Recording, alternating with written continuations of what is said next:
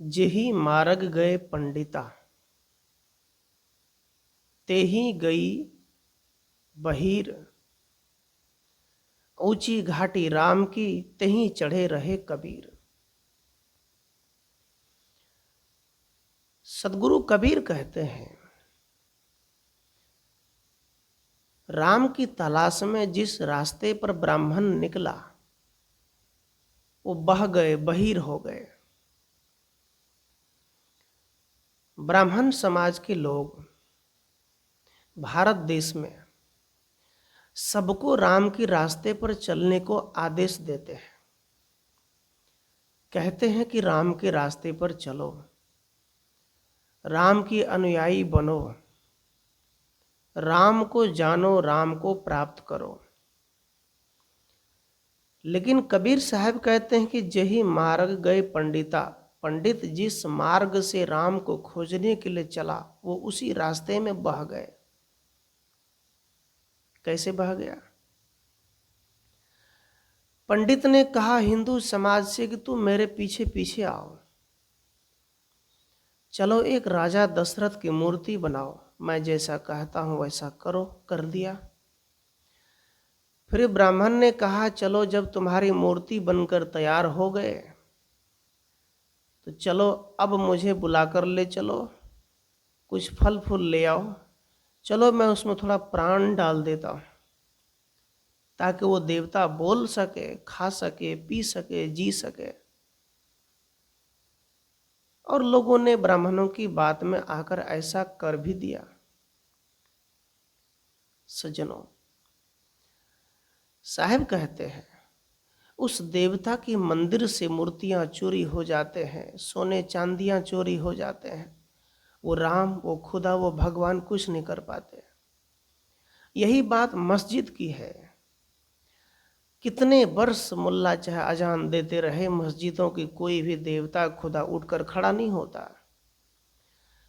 तो साहब कहते पंडितों से, तू राम को खोजते खोजते चला गया मंदिर में, मंदिर में अपने मनमानी ढंग से बकरे की बलि चढ़ाया, भैंसे की बलि चढ़ाया, मुर्गे की बलि चढ़ाया राम को जानने के लिए। अपने मन की उन्माद में आकर ना जाने तूने क्या कर दिया।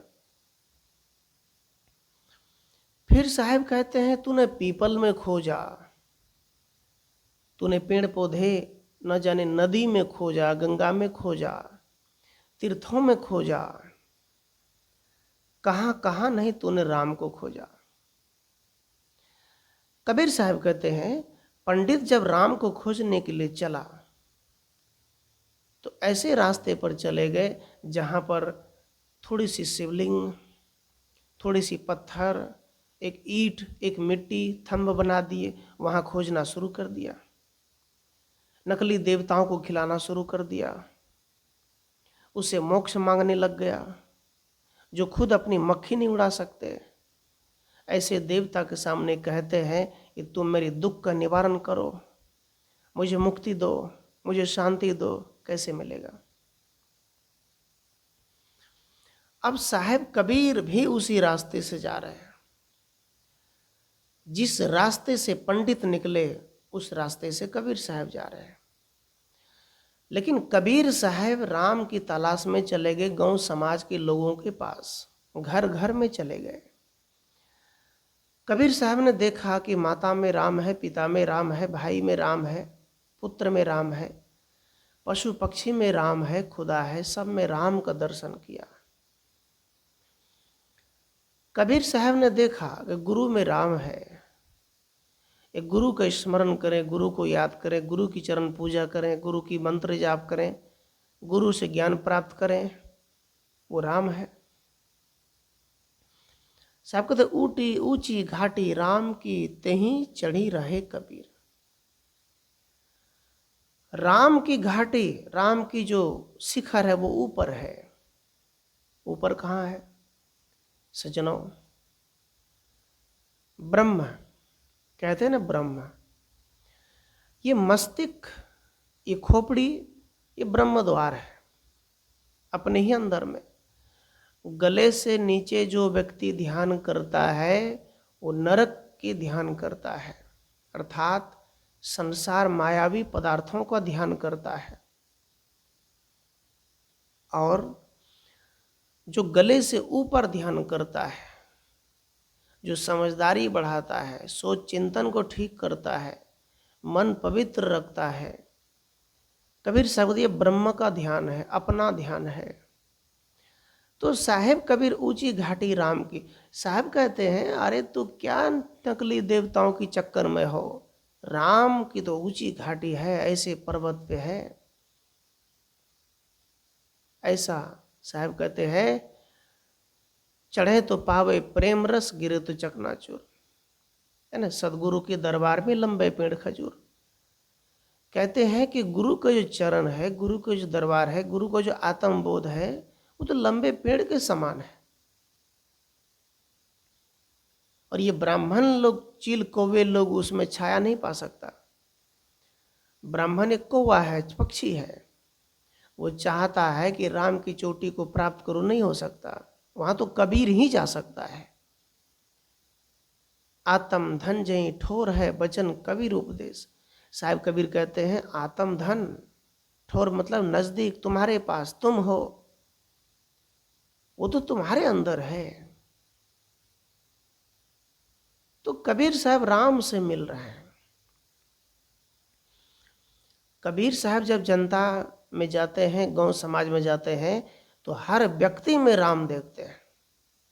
और ब्राह्मण जब जाते हैं तो जहाँ जीव की बलि करते हैं, उसमें तो राम उसे नजर नहीं आता, लेकिन उसने पत्थर की जो राम बनाया है, उसमें वो जरूर राम को डाल देता है। कितनी मूर्खता है। और समाज के लोग बड़े ही धूमधाम से राम की जाप करते हैं।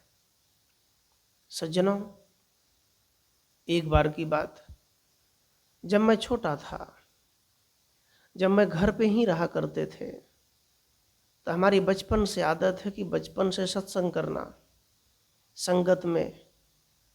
सत्संग में एक जगह जहाँ राम वाले रामोत, उनका सत्संग चल रहा था, तो मैं चला गया वहाँ। वहाँ कुछ कबीर पंथ के लोग भी आए थे। तो राम वाले ने कहा कि कबीर वाले को क्यों बुलाया,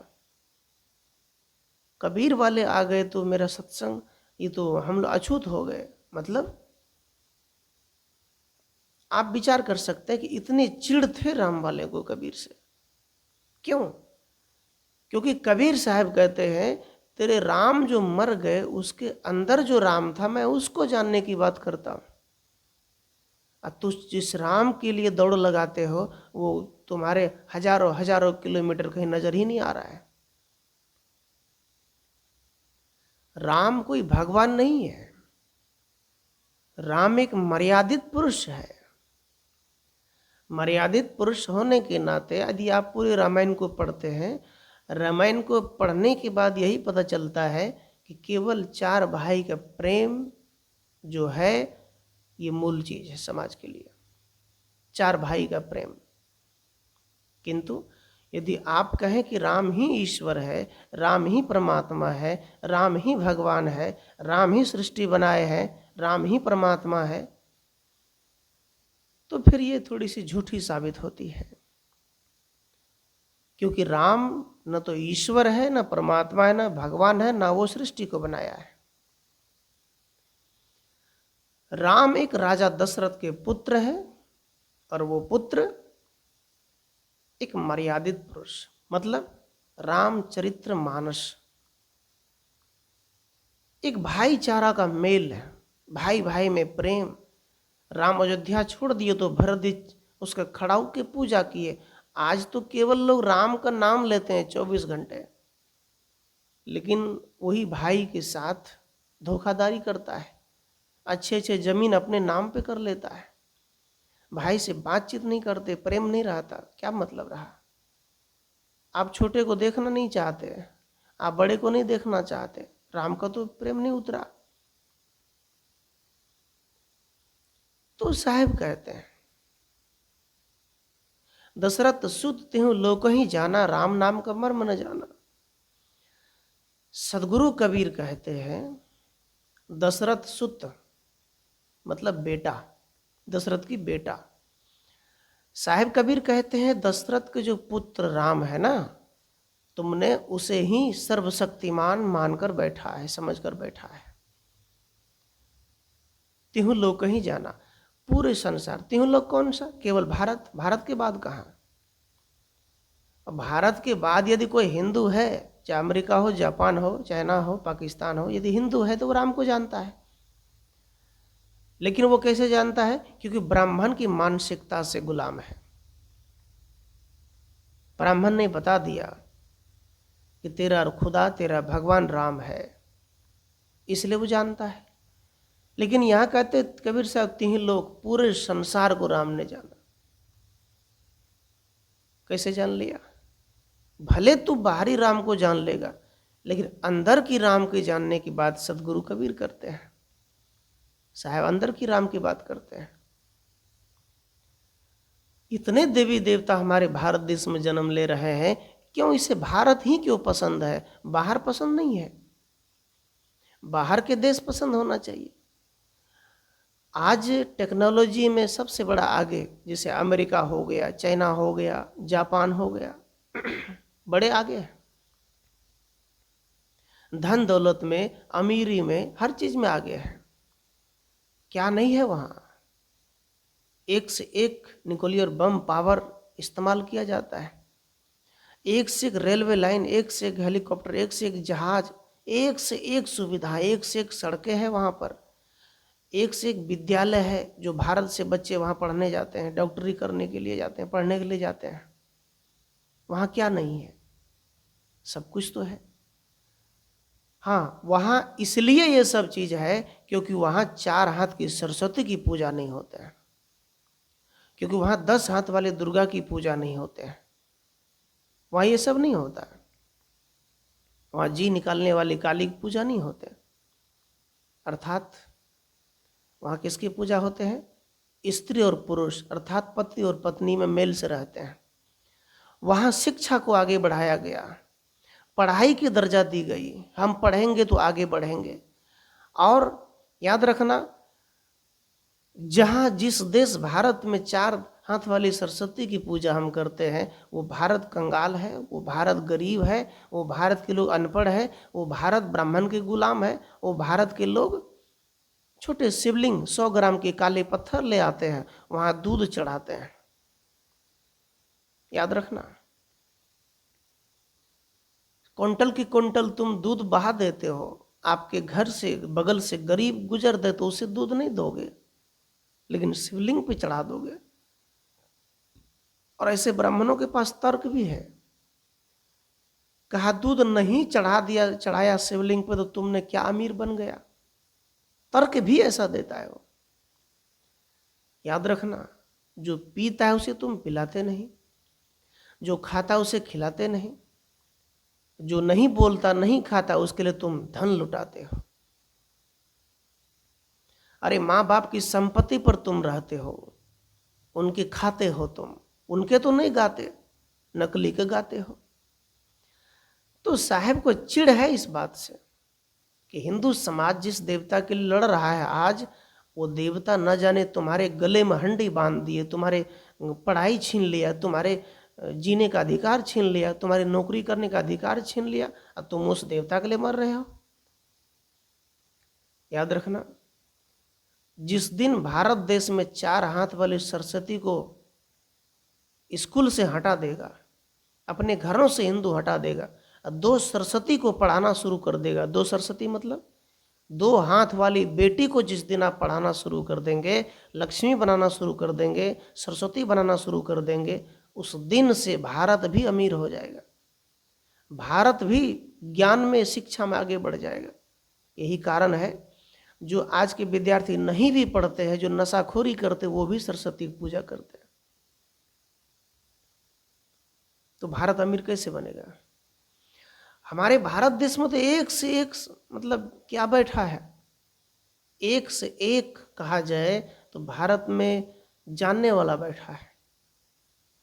हम देवता की पूजा करते हैं, लेकिन जब कोई बांग्लादेश पर हमला करते हैं तो देवता वहां से भाग जाते हैं। आप तलवार की पूजा करते हैं विश्वकर्मा पूजा के दिन, लेकिन जब आप पर कोई तलवार चलाता है तो आप उठाते नहीं, तो फिर आप भारत से आगे कैसे हो जाएंगे? आपकी देवी देवता तो तलवार चलाते हैं, आप क्या चलाते हैं? आपकी देवी देवता मांस बकरे गले पर चला देते हैं तलवार, आप क्या चलाते हैं? सज्जनों, जरूर है कि आप गुलामी की जंजीर में बंधे हैं। यहां साहब कहते हैं हर चीज भारत देश में 33 कोटि देवता भारत देश में, अमीर दूसरा देश क्यों है? भारत देश को अमीर होना चाहिए, लेकिन नहीं, यहां वो ज्ञान नहीं है। भारत के बाद जितनी नदियां हैं वो पवित्र है, एक कचरा नहीं मिलेंगे। भारत की नदियां में गंदगी है, कूड़ा कबाड़ है, आप गंगा में डुबकी लगाकर देखो गंदगी कितने है। तो आपने क्या देवता की पूजा कर लिया? नहीं कर पाया। आप केवल गंदगी फैला सकते हो, पूजा नहीं कर सकते। इसलिए सज्जनों, कबीर साहब कहते मैं कैसे मानूं कि तू राम की पूजा करता है, शिव की पूजा करता है, भगवान की पूजा करता है? ये सब तुम्हारे कल्पना की भगवान है। वास्तविक भगवान तो केवल 2 हाथ वाले होते हैं। वास्तविक भगवान 2 हाथ वाला है। लक्ष्मीबाई ने 2 हाथ से अंग्रेज के दांत खट्टे कर दिए। सुभाष चंद्र बोस ने 2 हाथ से ही आजादी की लड़ाई लड़ी।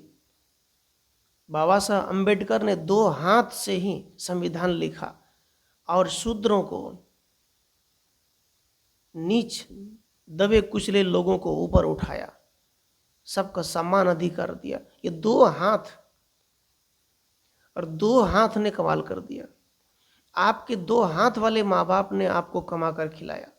मजाल है कि आपके ये 33 कोटि देवता आपको पैसा दे दे? नहीं दे सकता। तो 2 हाथ वाले पर भरोसा करो।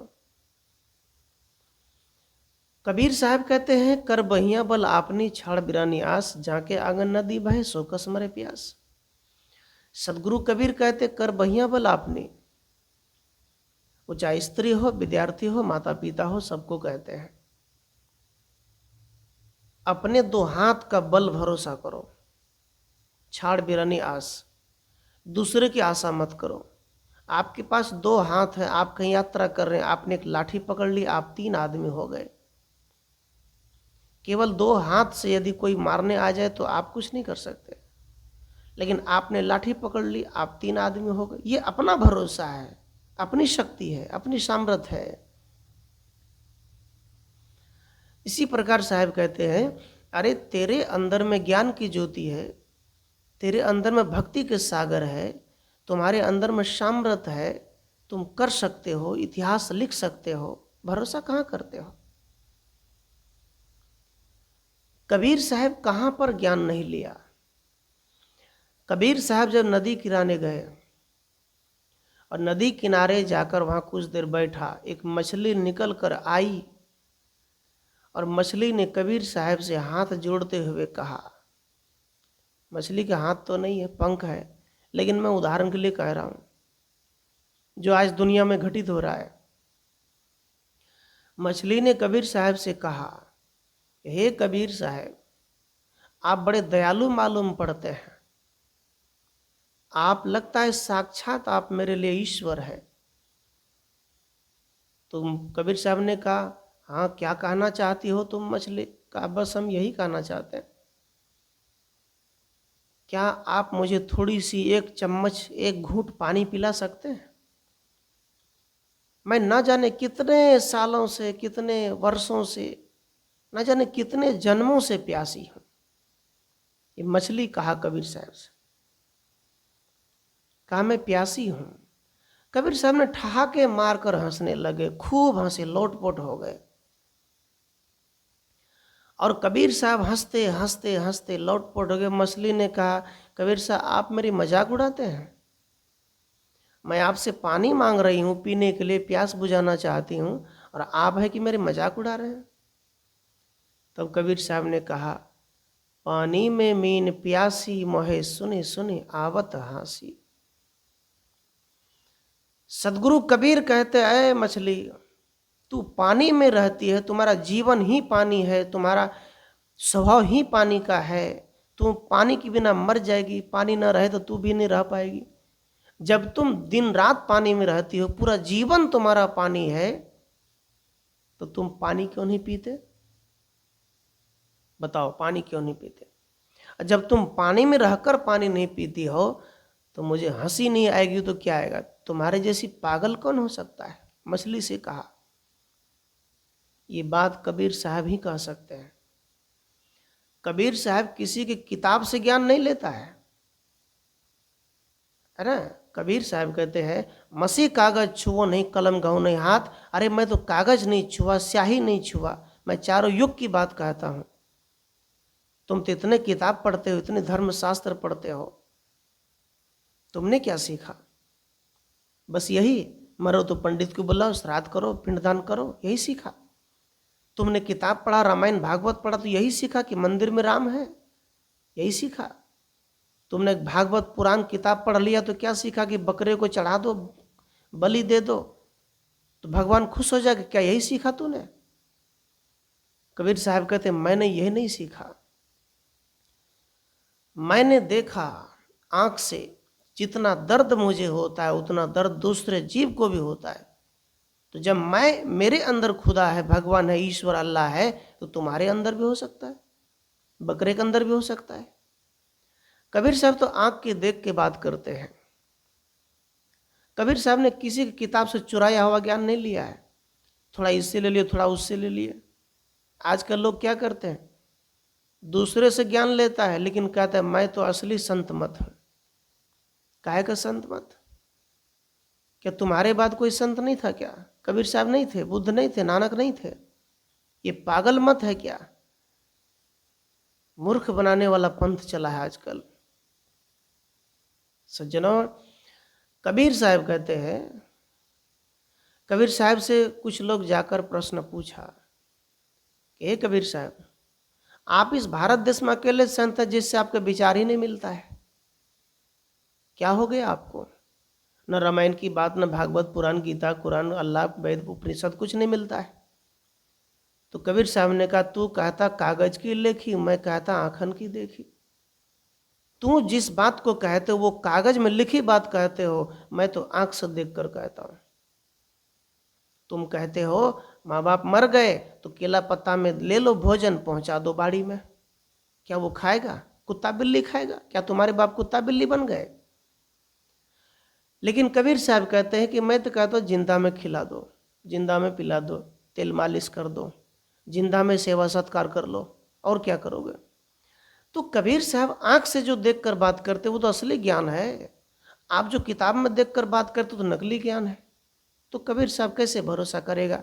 फिर साहब कहते हैं, तेरा मेरा मनवा कैसे एक होई रे, तेरा और मेरा मन कैसे मिल सकता है? तेरा मत कैसे एक हो सकता है? सज्जनों, आज भी लोगों के मन में भ्रम मानसिकता है। समाज में कई पुल बनाए जाते हैं, पुल जब कहीं दंदल में बनते नहीं तो बकरे काट के देते हैं, इंसान के गले काट कर देते हैं।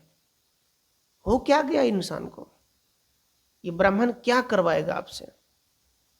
इसलिए राम को पहचानो, राम को जानो, राम को जाने बिना ही तुम कुछ से कुछ करते रहते हो।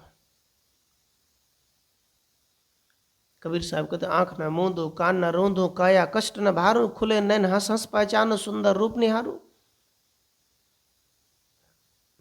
साहब कहते काया को कष्ट क्यों देते हो? भूखे क्यों रहते हो?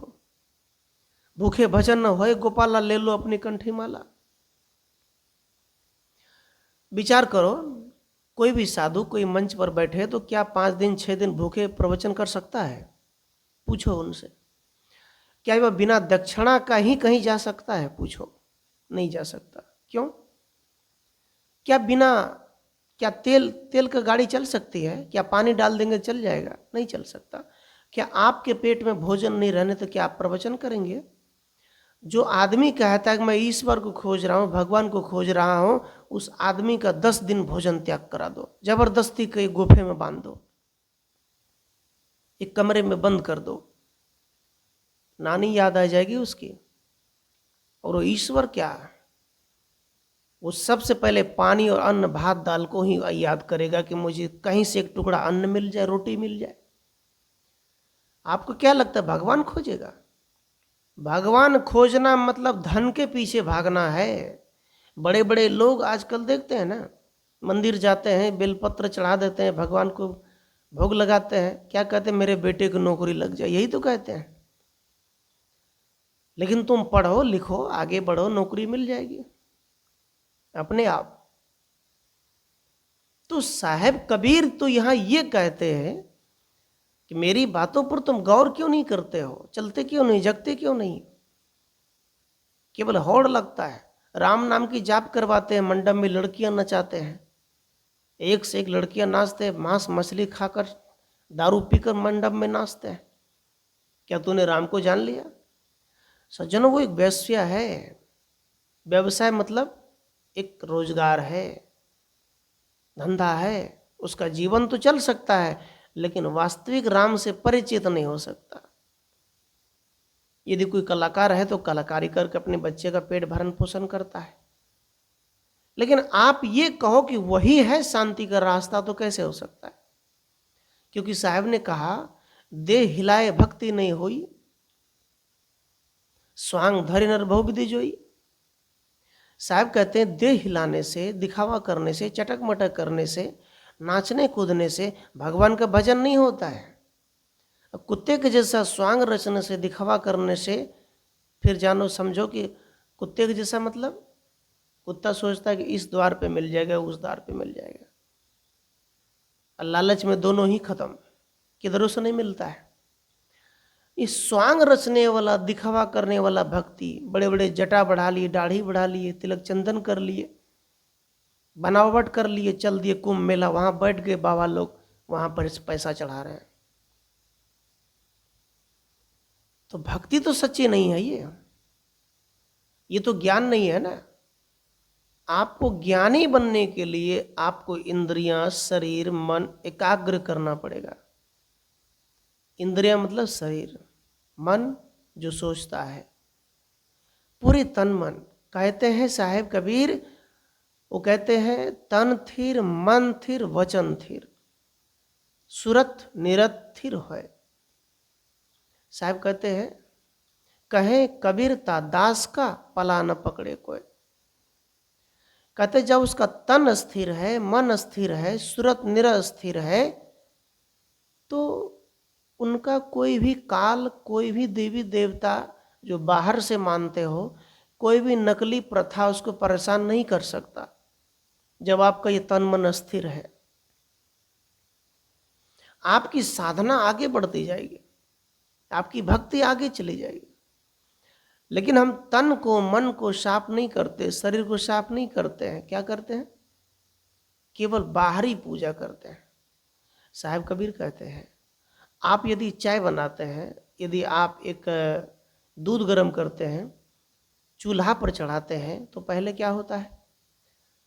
बर्तन गर्म होते हैं, बर्तन गर्म होने के बाद दूध खोलते हैं। इस प्रकार से आप भोजन त्याग मत करो, आप किसी भी तरह का 3 दिन का उपवास मत रहो, केवल बर्तन गर्म करो, अर्थात अपने शरीर को तपाओ। तपाओ का मतलब कठिन कठोर साधना करो।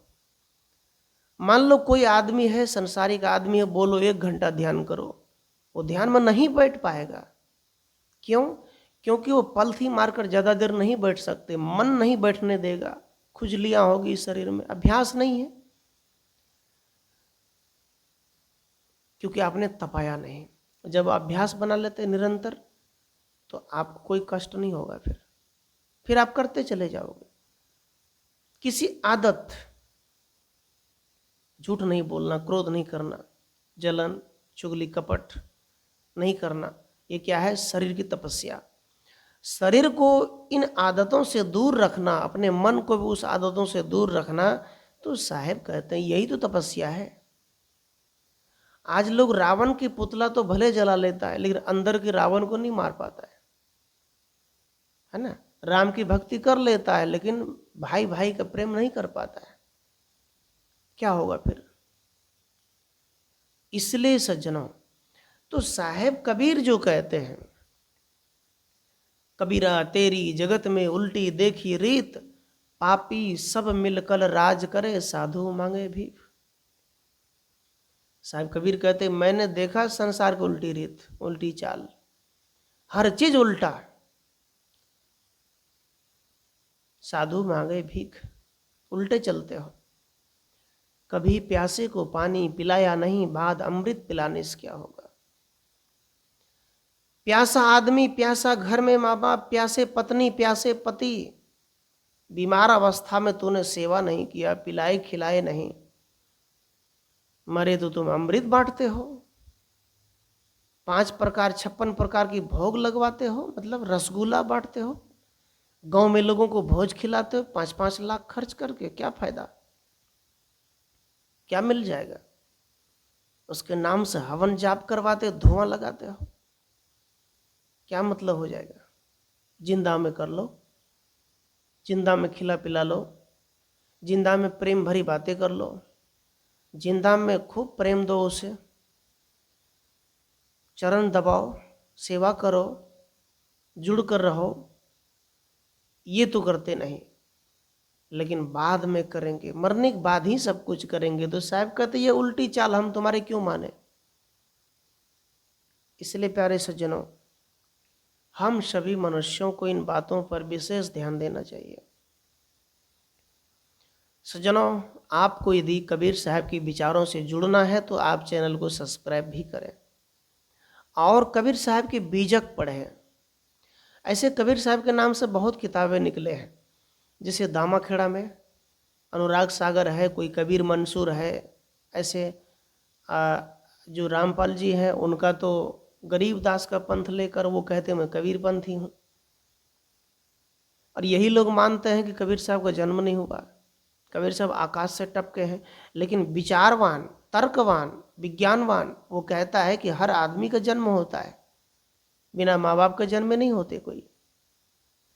तो सज्जनों, आप कहेंगे कि साहब कबीर साहब का ग्रंथ कौन सा है? तो सदगुरु कबीर का जो ग्रंथ है उसका नाम है बीजक। बीजक एक ग्रंथ है, मात्र बीजक। बीजक के अलावा उसको कोई ग्रंथ नहीं है। हाँ, उनके नाम पर लोगों ने लिख लिख कर कबीर साहब का नाम दे दिया। कोई कहता है कबीर मंसूर कबीर साहब के ग्रंथ है, कोई कहते अनुराग सागर कबीर साहब के ग्रंथ है। ऐसा नहीं है, वो उनके नाम पे लिखा गया है। लेकिन अच्छी बातें हो तो सब में से ले लेना चाहिए, लेकिन वास्तविक ग्रंथ भरम का तोड़ मड़ोड़ करने वाला वो बीजक है।